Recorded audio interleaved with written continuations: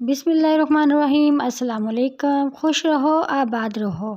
आज मैं आपके साथ शेयर करूंगी कराची के मशहूर दही बड़े की रेसिपी। इनको कितना कुक करना है, कैसे इनको क्रिस्पी बनाना है, लोगों के दही बड़े अंदर से कच्चे कैसे रह जाते हैं, वो क्या गलतियां करते हैं।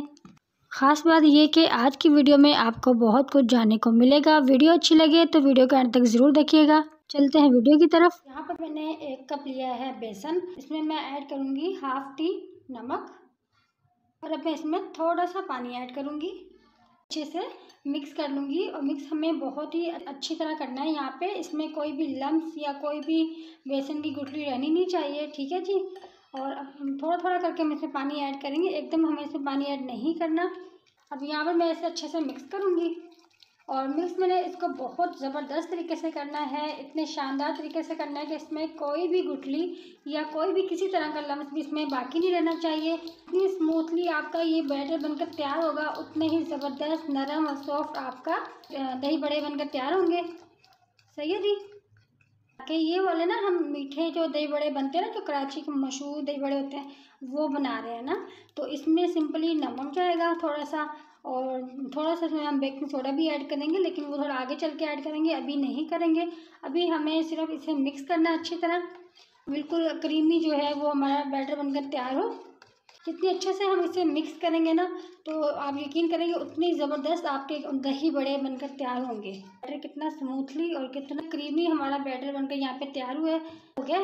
तो अब हम इसे रख देंगे तकरीबन 15 मिनट के स्टे पर, कवर करके रख देंगे। इसके साथ शेयर करूँगी इसकी दही किस तरह से तैयार की जाती है। अब मैं इसमें ऐड करूँगी दही, आधा कप मैं इसमें और ऐड करूँगी दही का। दही जितनी ज़्यादा होगी उतने ही हमारे दही बड़े मज़ेदार बनेंगे। 4 से 5 टेबल स्पून इसमें ऐड कर रही हूँ। अब आप यहाँ पर चाहे तो चीनी का पाउडर भी ऐड कर सकते हैं, ठीक है जी। अब मैं यहाँ पे इसे अच्छे से बीट कर लूँगी। चीनी को हम अच्छे से करेंगे मिक्स दही में, और यहाँ पे हमने दही को इतना मिक्स करना है कि हमारी दही बिल्कुल स्मूथली बनकर तैयार हो।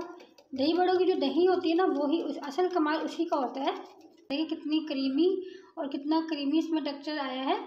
देख रहे हैं अभी इसमें कितनी चमक सी पैदा हो गई है ना। और ना ही हमने इसमें कोई दूध ऐड किया है और ना ही हमने इसमें कोई मलाई ऐड की है। ये हमारी दही थी जिसको हमने अच्छे से बीट किया और ये इतनी क्रीमी हमारी दही बनकर तैयार हो गई है।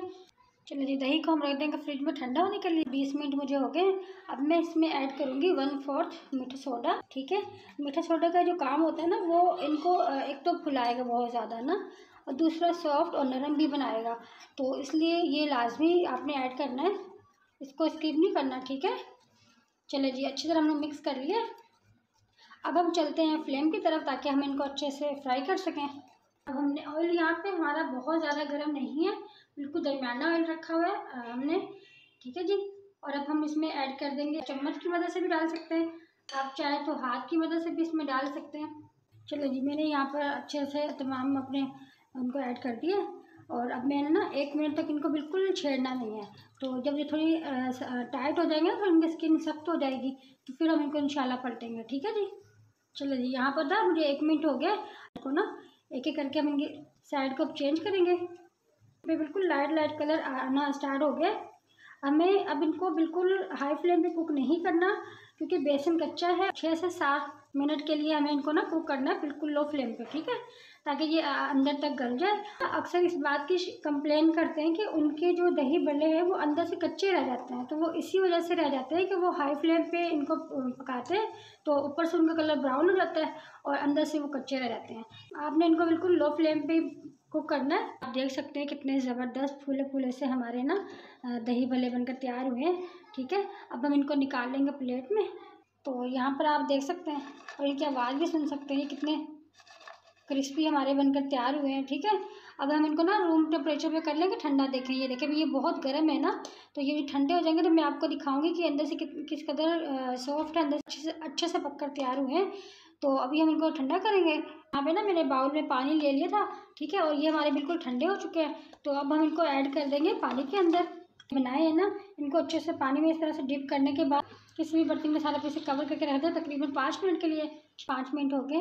अब हम इनका ना पानी ना हाथ की मदद से इस तरह से दबाते हुए ना हमें इनका पानी रिमूव करना है, और एहतियात के साथ के टूटे भी ना और इनका पानी भी निकल जाए। आपको दिखाती हूँ कि अंदर से कितने सॉफ्ट और कितने अंदर तक, ये देखें माशाल्लाह अल्हम्दुलिल्लाह, देखिए अंदर तक ये गल के ना बिल्कुल कुक हुए हैं ना, इसमें कोई गुठली नहीं है, कोई इसमें देखें, आप करीब से मैं करके दिखाती हूँ, ये देखें इसमें किसी तरह की कोई गुठली नहीं बाकी, और ये अंदर तक कुक हुआ है और ये बहुत ज़बरदस्त बनकर हमारे दही भल्ले बनकर तैयार हुए हैं यहाँ पे। ठीक है जी, इस तरह से हमें सबके अंदर से ना पानी रिमूव कर लेना है। ठीक है, चले जी, यहाँ पर आप देख सकते हैं कितने ज़बरदस्त हमारा दही भल्ला बनकर तैयार हुआ है।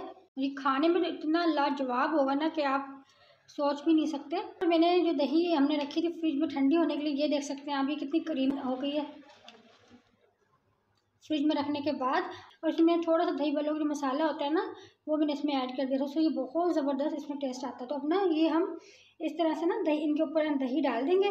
माशाल्लाह, अल्हम्दुलिल्लाह, मेरे अल्लाह की शान, देखिए कितना ज़बरदस्त हमारी दही भी हमारी कितनी गाढ़ी हुई है और कितनी ज़बरदस्त दही बनी हुई है। और ना ये देखें जी, इस तरह से हम इनके ऊपर डाल देंगे। हमारे ज़बरदस्त कराची के मशहूर दही भल्ले बनकर तैयार हो गए हैं।